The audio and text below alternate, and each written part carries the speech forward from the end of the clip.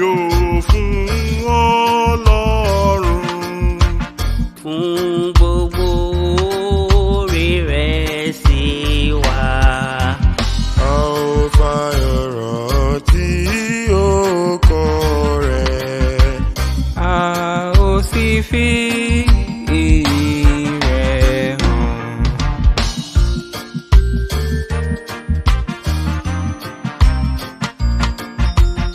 Ìwọ ni olùfẹ́ wa, lọ́dọ̀ rẹ̀ là ń rohun gbogbo. Ṣí orísun látòkè wá, jẹ́ kó ṣàn sí ọkàn gbogbo.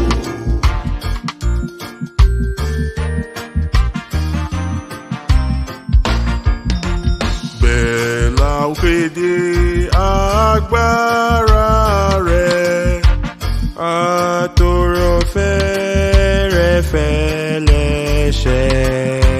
Títí gbogbo ẹ̀dá yóò mọ̀, tí wọ́n ó sì tẹ́wọ́ sí ọ.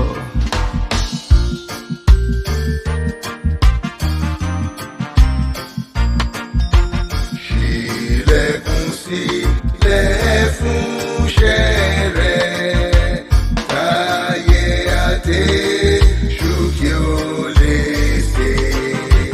Jẹ́ kọ́rọ̀ rẹ̀ máa gbénú wa, kí èso rẹ̀ kó wá títí.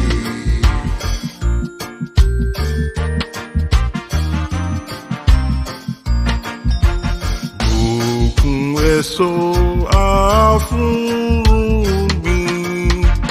ká lè máa sọ èso títí. ká tọ́ èrè rẹ̀ káyé.